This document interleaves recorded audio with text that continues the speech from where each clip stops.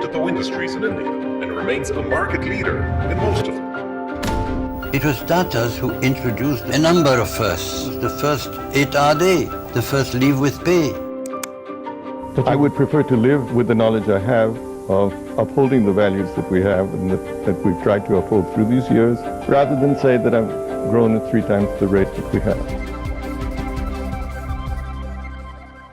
कल यानी कि बुधवार को इंडिया के एक लेजेंड रतन टाटा का निधन हो गया।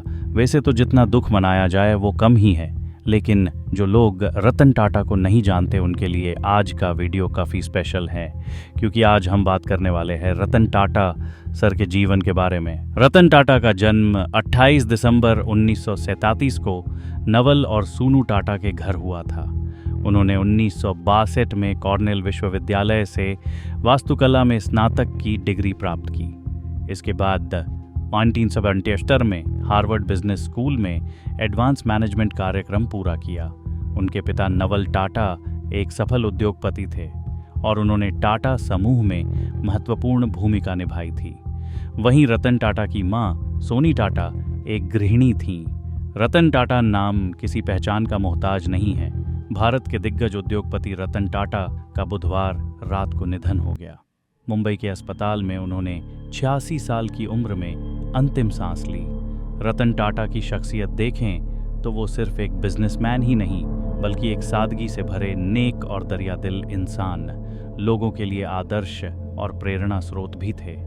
वे साल 1991 से 2012 तक टाटा ग्रुप के चेयरमैन रहे और इस दौरान उन्होंने बिजनेस सेक्टर में कई कीर्तिमान स्थापित करते हुए देश के सबसे पुराने कारोबारी घरानों में से एक टाटा समूह को बुलंदियों तक पहुंचाया।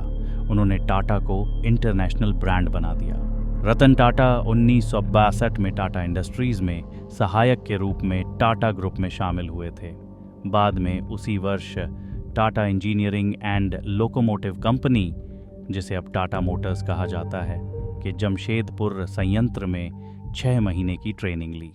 विभिन्न कंपनियों में सेवा देने के बाद उन्हें 1971 में national radio and electronics company का प्रभारी निदेशक नियुक्त किया गया। 1981 में उन्हें समूह की अन्य होल्डिंग कंपनी टाटा इंडस्ट्रीज का अध्यक्ष नियुक्त किया गया, जहां वे इसे समूह रणनीति, थिंक टैंक और उच्च प्रौद्योगिकी व्यवसायों में नए उपक्रमों के प्रवर्तक में बदलने के लिए जिम्मेदार थे। वे 1991 से 28 दिसंबर 2012 को अपनी सेवानिवृत्ति तक टाटा समूह की होल्डिंग कंपनी टाटा सन्स के अध्यक्ष थे। इस दौरान वे Tata Motors, Tata Steel, Tata Consultancy Services, Tata Power, Tata Global Beverages, Tata Chemicals, Indian Hotels और टाटा टेली सर्विसेज सहित प्रमुख टाटा कंपनियों के अध्यक्ष थे। वे भारत और विदेशों में विभिन्न संगठनों से भी जुड़े हुए थे। रतन टाटा मित्सुबिशी कॉरपोरेशन और जेपी मॉर्गन चेस के अंतर्राष्ट्रीय सलाहकार बोर्ड में भी थे। वे सर रतन टाटा ट्रस्ट और एलाइड ट्रस्ट्स और सर दोराबजी टाटा ट्रस्ट और एलाइड ट्रस्ट्स के अध्यक्ष थे। वे Tata Institute of Fundamental Research की प्रबंधन परिषद के अध्यक्ष थे। वह कॉर्नेल विश्वविद्यालय और दक्षिणी कैलिफोर्निया विश्वविद्यालय के न्यासी बोर्ड में भी कार्य करते थे।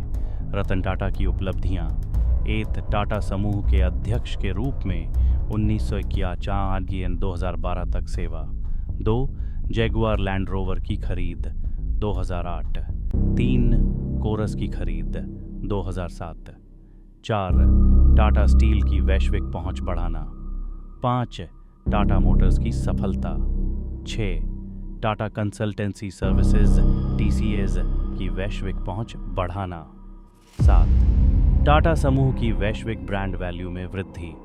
रतन टाटा के प्रमुख पुरस्कार और सम्मान: 1 Padma Vibhushan 2008, 2 Padma Bhushan 2000, 3 Honorary Knight Commander on the Order of the British Empire 2009, श्योर इंटरनेशनल हेरिटेज फाउंडेशन का लाइफ टाइम अचीवमेंट अवार्ड 2012।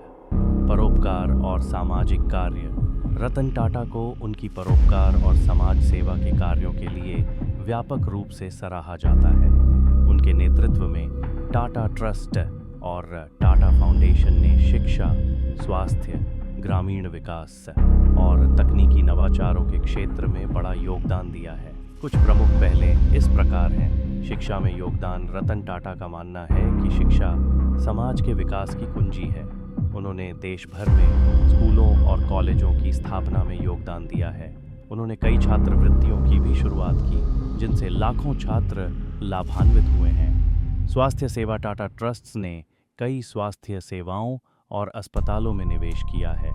उन्होंने कैंसर रिसर्च, एड्स के उपचार और ग्रामीण क्षेत्रों में स्वास्थ्य सेवाओं की पहुंच को बेहतर बनाने के लिए विशेष कार्य किए हैं। Tata Institute of social sciences (TSS) और भारतीय विज्ञान संस्थान (IISc) जैसे प्रमुख शिक्षण संस्थानों को समर्थन दिया। प्यार होने के बाद भी ताउम्र रहे अविवाहित रतन टाटा ताउम्र अविवाहित रहे। वह 4 बार शादी करने के करीब आए, लेकिन विभिन्न कारणों से शादी नहीं कर सके। उन्होंने एक बार स्वीकार किया था कि जब वह लॉस एंजल्स में काम कर रहे थे, तब एक समय ऐसा आया जब उन्हें प्यार हो गया था।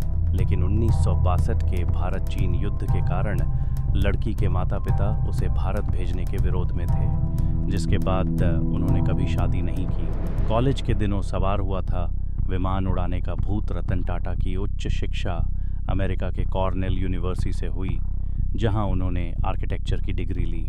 उन्हीं दिनों की बात है जब रतन टाटा को जहाज उड़ाने का शौक सवार हुआ। अमेरिका में उन दिनों फीस भरकर विमान उड़ाने की सुविधा देने वाले सेंटर खुल चुके थे। उन्हें अपना ये शौक पूरा करने का सुनहरा अवसर मिला। दिक्कत थी तो सिर्फ पैसों की, क्योंकि तब उन्हें इतने पैसे मिलते नहीं थे कि फीस भर सकें। विमान उड़ाने की फीस जुटाने के लिए उन्होंने कई नौकरियां की। इसी दौरान उन्होंने कुछ समय के लिए रेस्तरां में झूठे बर्तन धोने की भी नौकरी की। अपनी परोपकारिता के लिए विदेशों में मशहूर रहे रतन टाटा अपनी परोपकारिता के लिए भी जाने जाते हैं। रतन टाटा के नेतृत्व में टाटा समूह ने भारत के स्नातक छात्रों को वित्तीय सहायता प्रदान करने के लिए कॉर्नेल विश्वविद्यालय में $28 मिलियन का टाटा छात्रवृत्ति कोष स्थापित किया।